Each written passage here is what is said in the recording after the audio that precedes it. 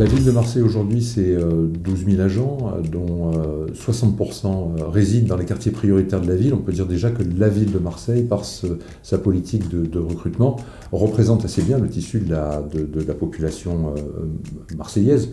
On a également des actions qui sont menées en direction des jeunes en priorité, en particulier avec une politique de recrutement dans le cadre de l'apprentissage. Je crois qu'il y a actuellement, au sein de la ville de Marseille, il doit y avoir un peu plus d'une centaine d'apprentis qui sont actifs au sein de la ville.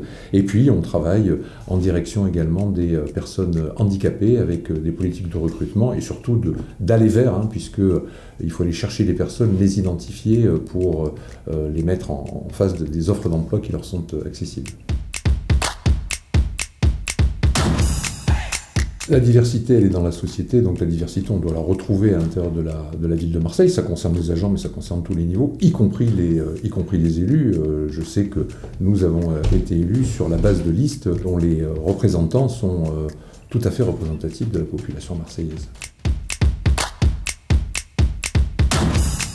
Pouvez-vous nous partager quelques bonnes pratiques en matière d'inclusion économique pour accélérer le mouvement? On fait des choses assez classiques finalement que font beaucoup de collectivités aujourd'hui, c'est-à-dire qu'on est dans l'aller vers, on essaye quand même d'aller rencontrer les gens, on a une politique très poussée de participation ou d'initiation de forums emploi qui sont au niveau de la ville, mais également au niveau des mairies de secteur, qui organisent des très beaux forums emploi avec directement des services de la ville qui sont en demande et en proposition de recrutement.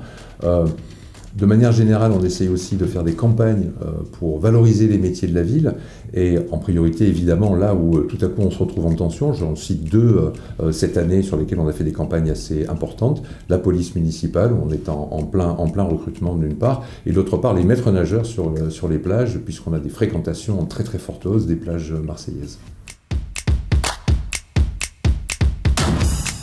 On fait le constat, nous, et on le sait depuis longtemps, qu'aucune grande ville ne peut se bâtir si elle n'associe pas l'ensemble de ses forces vives à sa construction, et en particulier sa jeunesse. Et donc aujourd'hui, on porte cette conviction, on la porte dans notre projet, on la porte dans nos tripes. On sent que petit à petit, on arrive à faire adhérer tous les acteurs à cette conviction-là.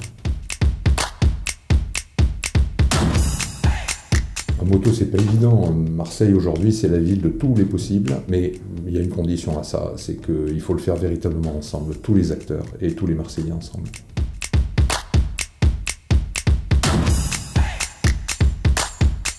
Travailler dans une collectivité comme la ville de Marseille, comme dans toute collectivité, c'est travailler au service de l'intérêt général. Et puis au-delà, l'intérêt propre, c'est quand même que vous avez un peu plus de 250 métiers au sein de la ville de Marseille, avec des très belles opportunités de carrière, d'évolution au cours de votre carrière. Donc venez, on recrute. Marseille est là, pour le coup, c'est pas une formule, c'est vraiment devenu la ville de tous les possibles. On a un projet extrêmement ambitieux, on doit recoudre une ville, on doit réduire des inégalités qui sont autant sociales que spatiales. C'est un projet magnifique, c'est un projet à accompagner, c'est un projet dans lequel les jeunes peuvent mettre absolument toute leur énergie. On a un projet, on y pense très fortement actuellement, de création d'un ascenseur à Marseille, mais ça, ce sera un projet dont on reparlera plus précisément en 2023. Sommet de l'inclusion économique. Agir avec impact.